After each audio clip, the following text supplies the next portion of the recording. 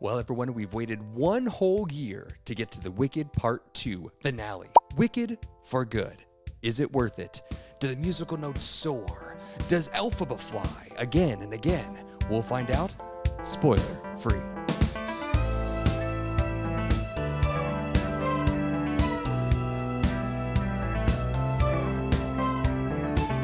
This is Popcorn for Breakfast, presented by St. Louis Area Smoothie Kings. Now, here are your hosts, Cam and Kurt. Welcome back to Popcorn for Breakfast, the spoiler-free movie review podcast. Cam, how you doing today? I'm doing great. I'm so glad to see you. Feeling wickedly talented. Are you? No. I'm just going to call you Adele. Wickedly talented. Is that the greatest, one of the greatest things to ever happen during a live award show? Yes. Is it the greatest? Well, yes. Well, it's twofold because Yeah. it was still appointment television, as we like to say, because Yeah. people weren't 1,000 streamers and watch whatever you want. Like, Yes. it was an event, and everyone was watching. And it was... The confidence, man. I love the confidence with which he said it. Yes. And John Travolta, I wouldn't say he was in his prime when he announced Idina Menzel for that. And he was very disconnected. It was for a children's movie, a Disney movie, Yeah. right? So it's like, how did this happen? It was so good. Where would we be without that quote, though? I don't know. I say it a lot. I say it, and I can't think of Wicked without thinking of it. And he wasn't even, he was talking about Wicked kind of, but it was for Frozen. But man, it gets me every time. He should be getting royalties every time someone publicly says that. He should. He deserves it. It's amazing, and I love it. Oh, if only he had better lawyers. Man, oh, man. So today we're talking Wicked for Good. That is the sequel to Wicked Part 1. Yeah, I was going to bring that up because the first one, you know, if you were to search it in like a video on-demand library, Yeah. it's just called Wicked. But when you watch it and they flash the title card, it says Part 1. Mm-hmm. And then when you watch this one and they flash the title card, it says For Good. So it's like, do you think they will, this is one of my questions for you, like, do you think they will George Lucas out the Part 1 eventually? I kind of feel like yes, because I feel like yes, too. you can't have a Part 1 without a Part 2. And so, and I wouldn't even be mad about it if they did. Because it's like, you know, they were still trying to figure it out, to be honest. But I'm wondering, like, will they do it and when? I was kind of thinking maybe they might have already done it. Yeah, for anyone streaming, if you don't have a physical copy of this, they might have already done it. No, I watched it 2 nights ago. So Streaming? unless, Mm-hmm. on Prime Video. And it was still there. And it was still there. Well, I mean, maybe only time will tell. I feel like we're going to get like a really lackluster announcement from, what's the studio? Is it Universal? Yeah, it's Universal Studios. Universal's going to be like, they'll release an article that says, Wicked Part 1 has been removed officially. Press release. And then people will just be like, laugh emoji. Like, Yeah, for immediate release. It's no longer Part 1. It's just that simple. It's not a big deal. Honestly, that one, in all the things that get edited and censored these days of our streaming media. I will allow it. Couldn't I'll care allow less. it. I know they were waiting for my blessing, so I'll just officially say, like, you may do it. That's the press release. There it is. Cam releases. Cue the black smoke from the Vatican. Fantastic. Well, today, so Cam got to see this movie. I was not able to see it, so we're going to chat through what Cam thought of Wicked. We saw the first one together. That was an exciting experience. We did. And got some Oscar noms, big Oscar noms. Yeah. Oscar wins? Question mark? Yeah. Maybe? Don't remember. No. Don't remember at all. I don't think so. Potentially could be nominated again just because of the vehicle that Wicked is. Yeah. And for this being the end of it. However, Ariana came out today and was like, maybe it's not the end. It's the end. Oh, are they saying that? Ariana said it, so like, yeah. Oh, she's just trying to sell a movie. She wants another movie. Yeah, yeah. She wants another movie. Yeah, sure. Which she can do in another franchise or whatever she wants to do. I respect the hustle always. That's true. Always. That's true. Maybe when she, gets her life back from whatever she has sold her soul to. Moving on, Cam, we're going to talk about 3 different rounds today, as we have been doing as of late, with any category you want to bring up, anything you want that is bright, whether it's acting, whether it's the production, whether it's the director's shoes. We can use all of our same categories and even more. Mm-hmm. We can get outside of the box and tell us what you want to talk about with Wicked for Good. You have the floor. Round 1. What do you want to bring up? Yeah, so for round 1, I'm going to keep it like I didn't want to talk about any of these things individually because I don't want to spend a ton of time on it, which is just like things that are consistent between the two films. Things that I felt like, this is a true part 1, part 2 in terms of how these were produced. So these films were shot concurrently. And so that means at the same time. that's what I mean by like a true part 1, part 2. Like sometimes you get a movie that's called part 1 and then one that's called part 2, but like Dune, for example, but they shot Dune part 2 like later. It's like Stranger Things season 4 and Stranger Things season 5, where we have children and now adults. Yes, exactly. So this is one in which they were shot at the same time. So you expect there to be things that are similar. There definitely are. So I think, first of all, I remain really impressed by the scale that they've been able to achieve in these movies. I respect that a lot because I think it's easy to get cynical about these Wicked movies, particularly for people like you and I who watch so many movies and tend to really like, big artistic endeavors and cinema and film and things like that. It's easy to get cynical about big studio productions, but I think it's important to remember that we could honestly be doing a lot worse on a big studio production of Wicked. Mm-hmm. Like they put their budget to good use. They built big, giant practical sets, and it looks like a big cinematic experience, and that's a good thing. So I continue to be really impressed with that. This one has flashes of some really cool stuff. We spend more time in the Emerald City. We spend more time just kind of in and around Oz in this one, whereas like the first movie is dominated by shiz and the entire like school experience, which is the school. We don't need to be censored here. The school is called shiz. Don't bleep me. So SHIZ. So we get to see a lot of different textures and dynamics and things like that. And I was, there are parts where it's like, wow, this is so cool that they like built this, And sure, there's lots of CGI, and that's going to always happen in a big movie. But I do really appreciate the scale they were able to achieve practically and with CGI in these films. Some of my gripes with the first movie are still here. So really still don't like the way they light this movie. Wow. I just find the subjects are so dark all the time. I mean, you could be watching a big musical number and it's like their faces in the shadow. And it's a clear and consistent aesthetic choice. It's just something that I don't like. Other things that are consistent, I feel like Cynthia Erivo and Ariana Grande, both still very good. Both the vocals as well as the acting. What if they totally fell apart right? in this one? It's like, what happened? No, I mean, I think they, those two are obviously the two big stars for good reason. They stole the show for me in the first movie, blew me away. My expectations were not very high for that movie going into it, and they very much impressed me. So I feel like they do the same thing here.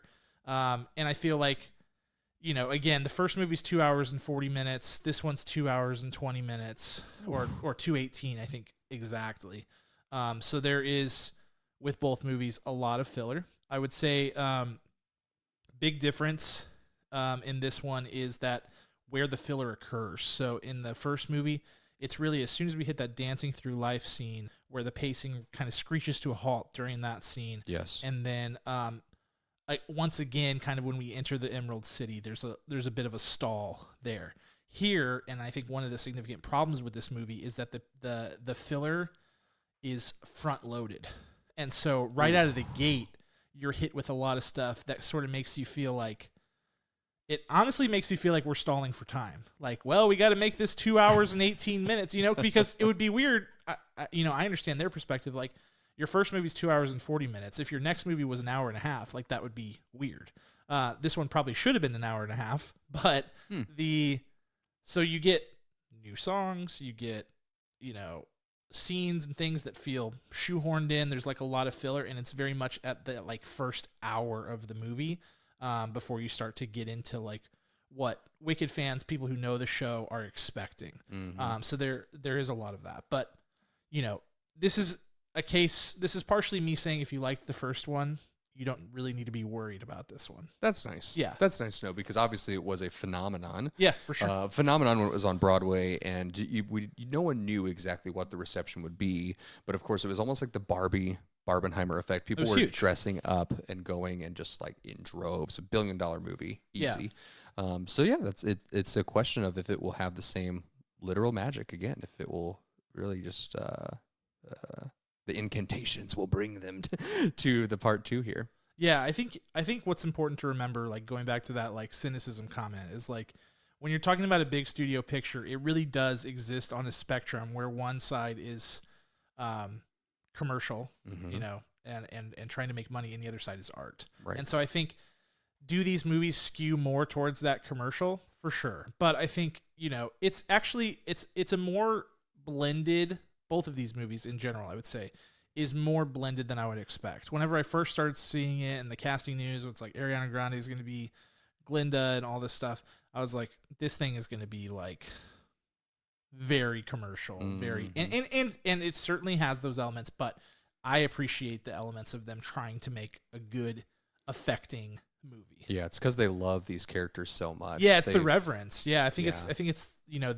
and you know, like people like Cynthia Erivo, Ariana Grande, they have Broadway backgrounds. A lot of people in this cast have Broadway backgrounds. Like, this is a big show. You can't, you know, you got to take it seriously, and I think they did. Yeah. Are you going to talk about any of the singing in any of your rounds? Yeah, I will. Because I just looked at the clock and I realized I haven't sung yet, and so I don't know if I need to sing. If you're going to talk about that next, I can sing now, or I can sing later. I'll save it for the last one. Yeah.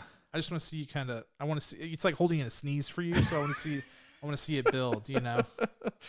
Okay, it's kind of sadistic, but where's my water? gotta get the throat lubricated there. Okay, so for your round 2, tell us what would you like to chat about? Wicked for Good now. Yeah, I think the one, you know, I talked about the filler. I think the one problem that this film has that the first film really didn't for me is I think blocking would be the right term, like blocking in the middle of musical numbers. So we're not moving a lot. We're not moving a lot in these musical numbers. And that was weird for me. I felt like you get a lot of, if it's a duet, 2 people kind of standing and singing at each other. And if it's a solo number, it's like one person exploring a space versus like moving around a lot. And that to me is a really weird one because of the medium, you know, like, so in a stage show makes a lot of sense. Like you're pretty limited literally by the space, right? You know, like there is only so much square footage. Whereas like in a film, you've got the benefit of editing, you've got the benefit of big giant sets, lots of different places you could go. So you would expect that during a number like, I don't know, As Long As You're Mine or Thank Goodness or one of these ones that are just like big numbers where they're kind of in a different area, that they would kind of explore the space more. And I didn't feel that. And I think it's especially bad on these original songs that get kind of shoehorned into this movie. And it makes them feel even more shoehorned in because it's like, you can almost feel where it's like, and now we're going to go have Glinda sing this song that nobody's ever heard in this little room all by herself. You know, like it just feels like this just feels added in. Like they were like, let's put it right here and it'll be in this room. And so that really bugs me. Whereas like in the first film, one of my favorite parts of the first movie is the original, like the first song of the, what's the first song? No One Warns the Wicked. No One Warns the Wicked. They're moving around much. It's beautiful and it's cinematic and giant. And to your point, you know, the Wizard and I is a solo piece. Yeah, but she's going all over the campus and into the field, and no matter how bad the CGI is there, but it's like, okay, she's moving, she's exploring the space, and her feelings are big, right? So that same with Defying Gravity. I mean, they're all over, like the everywhere. Wizard's palace and like in the air, like all. And so I did not get that in this movie, and that. It bores you because you like a lot of us, we know the songs. If you're a fan of the musical, like you know the songs. And so you're expecting the song. What you want to see is the sort of like music video experience. Like that's what we're here for. And that's the reason you adapt this to cinema, like to that medium. And so if you're not going to do that, like you're kind of wasting our time. Bummer. That's a bummer for sure. It's a bummer. It's a bummer. You ready for me to sing now? Or you want to talk more about what you're talking about? No, We'll save it for the last one. Are we there now? Because I've blanked out. I think we are. We're at point number 3. Are you ready? Yeah. Do you want me to be Elphaba or do you want me to be Fiero right now? Neither. Oh, I'll be both. Kiss me too fiercely, hold me too tight. That's one of the ones I wanted to talk about. Is As Long As You're Mine. Maybe I'm brainless. So maybe I'm wise. I was asking you beforehand some technical questions about singing. Mm-hmm. You and I. So point number 3 is going to be, I guess, like, how should I put this? Well, do you want to talk about? Oh, what's his name? Mr. Sexiest Man Alive. What's his name? Jonathan Bailey. Jonathan Bailey. Is it? Are you going to lead with him? Or are you going to lead with someone else? No, I think I'll lead with him. I'll lead with him just because we're on the topic. Yep. That's a big song for him. Maybe the biggest song for Fierro, other than Dancing Through Life. I think Dancing Through Life and As Long As You're Mine are like his big 2 numbers. Mm-hmm. His only 2 numbers, perhaps. He might. He snips into like Ozdust Ballroom is technically its own song. Sure. Yeah. So I was worried about that number in general, As Long As You're Mine, because you and I both love Norbert Leo Butz. STL Shout native. out STL. I always got to shout out Norbert. We sat mere 2 rows away from his family at the viewing of what's it called? A Complete Unknown. A Complete Unknown. He was in that one, yeah. The men in his family look just like him. I was too scared to go shake their hand. It might as well have been the royal family. It might as well. For us. They look delightful. I have some mentors in my life who are like surrogate parents, and they use his family for their insurance needs, and they're good friends. Shout out to the Butts out in Missouri. Man. It's incredible. They're goated. I'm done fangirling. What were we talking about? I just think I love his like rocker sound. Yeah. And it's really good. And As Long As You're Mine, when that song started, Jonathan Bailey went falsetto on Brainless. Okay. I freaked out. I was like, not good, bad. And then, but then for the other 2, he belted them. He belted the rest of that note. Mm-hmm. But when he went falsetto on the first one, I was like, yeah, I audibly gasped. I was like, oh no, this is not going to be good. But that number was fine. I think it was good. A big problem I have in this with the singing, first of all, the original songs. This is kind of like double touching. Every original song is bad. Which you would expect. This is like an iconic musical. And yes, a lot of musicals feel the need to add things into it whenever they are adapted to film. I don't really know why, to be honest with you. I hate it. I wish they wouldn't do it. Mm-hmm. I can't think of a good example where it's like, this was a great ad, Yeah, it's like there sometimes, and I can't think of an example, but I could see like if it was a deleted song from the musical. So if we ever get Hamilton the musical, I think we're going to see some of the deleted songs that people kind of know, that I've kind of heard snippets of before. I think we'll get that if we get a real actual theatric version of that versus the staged film version of it. But I can see deleted songs, but yeah, brand new song. Steven Schwartz is well into his 70s by this time. I think he's great. I think he's a mastermind, but I don't know that we needed new songs. I felt like they were all bad. Okay. How many are there? I don't know. Because they do this thing, and they kind of did this in the first one too with the like Kristen Chenoweth's and Idina Menzel song that they added. Adele Dazeem. Adele Dazeem. Yeah, sorry, excuse me. Because it was like an interlude to a song that already existed. Got it. And they do some of that where it's like you hear part of a new song, but then it goes into a song that things like that. So there's like these musical interludes. So it's hard to pinpoint, but it's definitely more than just the first movie. Okay. There's plenty of them, and it's too many, and they're all bad. So that's that's a big issue that I have. Yeah. So that's related to the singing, but I did want to touch on that. The other issue I have, and I want to be careful about this because I love Cynthia Erivo. Her voice I think is incredible, and I think she's really good as Elphaba too. I actually really I mean I said it from day one just to pat myself on the back that was great casting. Now I said that the Ariana Grande casting was miserable casting, and she ended up proving me wrong in the first movie. She did, for sure. Which I'm glad to take that. Same. Cynthia Erivo though, as beautiful and amazing as her voice is, and how much I love hearing it, she does a run or a riff on every big note in the show. Mm-hmm.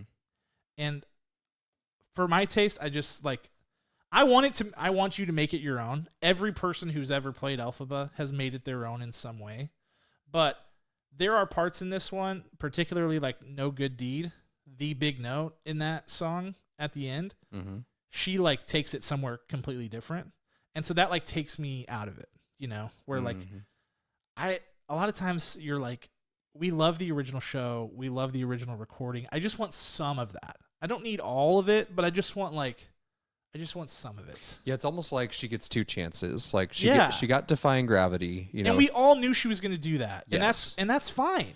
Go for it. Like, make it your own. Great. You want your own battle cry? Let's go. Like, it took me a couple of listens to love it, and I love it. I love both versions. Agree. But yeah, if you're adding such an added taste, like running all around it becomes too much. You lose the authenticity of the direction that the song was originally written for. And they're good songs. And yeah, there were a couple runs in here where I'm like, okay, you're doing too much. It's kind of like when American Idol contestants will sing someone's song, yes, and they change it too much, in all the wrong places. Right. It's like, I get it. You're super talented, and is it like musically? Does it work? Yeah, of course. Like she's not missing notes. She's not out of the key. No. But it's just like, there are a couple of runs in here that I'm like, okay, well, that's just too busy. It's just too busy, and it messes with the flow of the song, and I don't like it. So maybe that's like an old man, get off my lawn, like shake fist at the clouds type take. I don't know, but it's how I feel, and it's not because I don't think she's an amazing vocalist. She's undisputably awesome. Maybe they'll edit her out like they did for Bach in the Don't you Bach? Bach, man, he gets some time to shine in this movie too. He does. Yeah, one of my favorite songs in Act 2, which is in this film, would be Nessa Rose's. She gets this full ballad that she gets to sing. Yeah, it's not on the soundtrack of the original. If you ever listen to Wicked, the original soundtrack, if you went to the theater and like you listened to the soundtrack over and over and over again, you went to the theater and all of a sudden that song pops up when Nessa Rose is singing, you're like, oh my gosh, she's about to throw down, and it's such a beautiful piece of the whole story. So I imagine that she kills it for this part. Yeah. I mean, I think the vocals were on point throughout. I mean, I don't think the acting is always on point throughout the movie, and that was true of the first one as well. But I think the people you need to be solid are solid. I think Cynthia Erivo and Ariana Grande and Jeff Goldblum gets more time on screen to shine in this one, and I think he really kind of like, you get the full Wizard experience with him, and it turns out to be a really good casting. Yeah. Which that casting makes sense on paper anyway, so it's good. Final singing question. Ethan Slater, does he sound like SpongeBob in any of his songs in part 2 here? Okay, so I've never listened to him as SpongeBob. Oh, okay. So I don't know for sure. He sounds good. He sounds good. All you got to do is listen to him in like one SpongeBob song, and then you can catch it every time. Yeah. Because it was a part of his DNA for so long. Yeah, so I'll leave that one for you to determine. You'll have to text me after you see it. But yeah, he sounded fantastic. Last question before we get into the last looks. But it's kind of a spoiler for the people who don't know the musical. Oh, is it? Yeah. Dude, I would just want to say, and I am obviously aware of the fact that there are plenty of people who don't get the chance. Maybe you don't live in a big city, or maybe you don't pay money to go to the live theater or whatever. Like, there are plenty of people who have not seen Wicked in any way, shape, or form. And because I've seen it so many times, because I grew up in a family that was like very much in favor of musical theater and a big fan of that show, it's hard for me to believe that those people exist. But as we were watching the movie, the people behind me were like, every twisted turn, they were like, and it was just like, at first I was like, how is it possible that they don't know this story? But then I was like, oh, I got to kind of like check myself. Like, there are certainly plenty of people who don't, have not seen the show. Sure. You know what? I can ask it because they're very prominent in the trailer. Okay. And they're even in the first one, of course, Dorothy, Scarecrow, the lion, the Tin Man. Does that, without spoiling what their part is in this, is it a good enough payoff like it is in the musical, the stage version? I think it is. Okay. I think it is. And I think they went like 3 out of 4 in terms of good character design. Okay. On them. Ooh, I can't wait to know which one. This will have to be off the podcast. Yeah, I'll tell you off. But also, and I want to be careful about spoilers on this too. I thought about almost making this one of my points. I really appreciate the reverence with which they showed those Wizard of Oz elements. Yeah. Because I was concerned that it would go too far. That they would go too far or do too much because they have extra runtime, right? Right. They're like, we're just gonna have a full interaction scene here, you know, versus the original. And on the stage show, like, there's really like there are a lot of times like yelling to Dorothy like off stage, like just follow the yellow brick road down there, whatever. And so I was just worried that they would make a decision that they would regret. In the stage version, in the musical, it's most like you see Dorothy's back is literally to the audience, no matter how many times she shows up on this actual stage. Yeah. Or she's blurred, or she's a silhouette, and that's very cool. So that's great that they're definitely keeping that true to it. Yeah. So I won't say how they do it. That way you can say for yourself. But I will say that I would like, as a fan of both the original Wizard of Oz, as a fan of Judy Garland and the amazing work that she did, and as a fan of Wicked, I was very pleased with how they handled it. Beautiful. Yeah. It's now time for last looks. Cam, tell us, wrap this up with a bow. How do you feel? Should people see it? What's your score? Yeah, I mean, I think absolutely you should see it. I think absolutely if you're a fan of the first, there's really no reason. You're not going to hate this. You know what I mean? Mm-hmm. You might like it less. I liked it less than the first. You know, for a lot of reasons, really like mostly the filler. And I think too, just like this is, in my opinion, this is the weaker part of the show. Mm-hmm. I'm an Act 1 dude. Like I tend to like Act 1. I feel like, you know, Popular, Defying Gravity, there's a lot of like tracks that I like more. Now there's still stuff that I really like in part 2, but I do think that from a storytelling perspective, as the Wizard of Oz elements start to kind of like come to a head and they need to put a point on those, it gets a little bit messier, both in the stage show and in this, though I really like the stage show. So yeah, I think this is a weaker version. I think having all that filler at the front half, like I said, it hurts it, because you're just like, it literally feels like they're stalling for time. Like, we got to stretch this out. Like, let's stretch. Like they're vamping, you know, like we got to figure this out. So that, dun, dun, dun, dun, dun, dun. Yeah. So that's like a frustrating experience as a viewer. And maybe you won't feel that if you have not seen the show or what have you, but it's definitely felt. So I think my biggest lament about both of these movies is that in between the 5 hours of films that we got from these first two, there is probably a really, really good 2.5 to 3 hour Wicked movie in here. Yep. Like a really good one that I would be very happy with, minus the lighting, because it's not going to fix that. Editing is not going to fix the lighting. But instead we get two like above average but not great Wicked films, in my opinion. And this one is hurt by the fact that, to me, it's the less interesting part of the show. It is got a lot of filler in it. It's got a lot of extra songs, and I felt like they didn't make the most of the songs, like I said, moving around the set and exploring in that way. So for me, I gave the first film a 6.7. I'm giving this one a 6.1 out of 10 kernels. And I did rewatch the first movie to see, like, do I still feel good about that score? I do. Nice. I think at the time I was very nervous about that score because a lot of critics were going really high on that movie, and people were talking Best Picture. And so this was my first time rewatching it since then. And so I was like, oh, maybe I was like dead wrong. I felt I didn't even know my score going into my rewatch. I listened to it today to like make sure I was aware of it.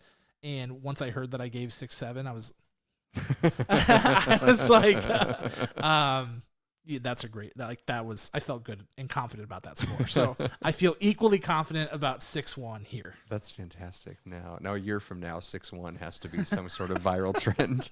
Yeah. You know, what's funny when you talk about the people who were gasping and they were engaging in the movie for the first time, the story itself, for all of the twists and turns that come about that we won't spoil for people. My kids have watched the first Wicked Part 1 over and over again, and they keep asking us. They're like, "Tell me." They're like, "I have so many questions." We're like, all will be revealed. And they're like, I don't get it. Yeah. Like they know that like the dots are almost connected, but they can't quite put the final pieces together. Yeah. And it's going to be so great to watch them watch those things unfold in No a doubt. very similar way. No doubt, because it is all very clever and it's fun. And I think, even knowing that like this is a non-canon expansion on the, original source material, it's still just like super fun. And it's a great idea. You know how there's someone out there, wasn't it a celebrity who wasn't it like Evan Peters, like who supercut all of the Star Wars movies or all of the Lord of the Rings movies together? Yeah. I forget who it was. But I think someone should do that with these two Wicked movies, but cut the filler out and then put like a really great piece of it together. Someone no doubt will. And the thing that I was thinking about, like if it was going to be me who was doing it, is like it wouldn't even be that hard. Because like I said, I feel like everywhere where there is filler, there's like these clear lines of like, and here's this new scene that nobody's ever, like I feel like there are these clear points to where you could just quite literally just and because there are like hard cuts that go into them. Do you know the nefarious thing that my kids keep saying to me? They say that I'm not that girl in Wicked Part 1 is the cheer up Charlie of Wicked. Oh my gosh. And it hurt me so badly. And I was like, absolutely not. We're not fast forwarding through I'm not that girl. They're like, it's so boring. Oh, but it matters. I was like, you can say that about like Sentimental Man, but you cannot say that about I'm not that girl. Also, the reprise, It's so good. It's so good. It's about bookends. Yes. You gotta have that. You gotta have it.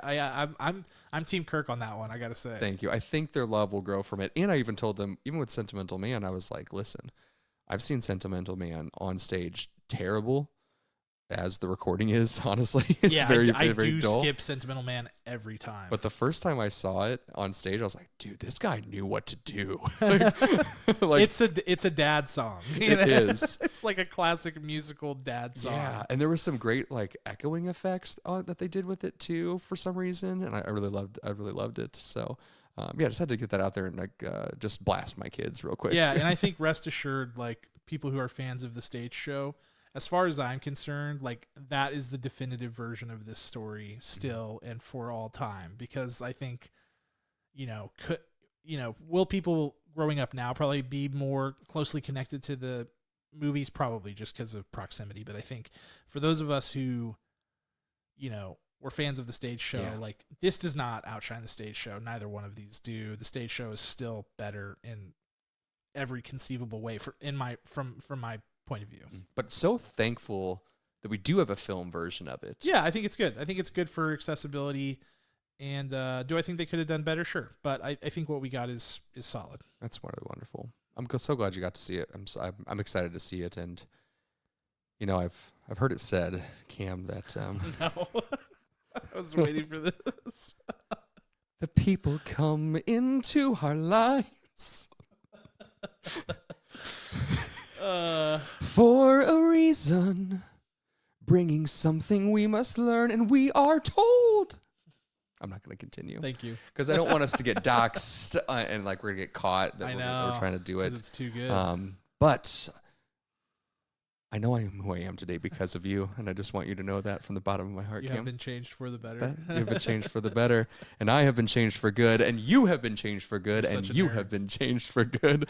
We're so glad that you guys got to listen to this. We hope you run out and see this movie. We hope that you watch this, you like it, you subscribe, you share it with your friends, and you talk about it all the time. You can watch us anywhere on YouTube and on our website. The website is popcorn4breakfast.com. That's popcorn4breakfast.com. Our YouTube is just Popcorn for Breakfast. You can check out all of our written reviews on the website, on Apple Podcasts, on Spotify. You're listening to this right now. Like, subscribe, follow, share. We want to thank special to our title sponsor, St. Louis Area Smoothie Kings. A special thank you to our executive producer, Ryan Spriggs, who makes us sound so great. And when Cam and I sing, when Cam joins me sometimes, we sound glorious and beautiful. Ryan Spriggs, thank you so much. And all the original music provided to us by Rhetoric, the band. Check them out on Spotify. We'll talk to you next time. See ya.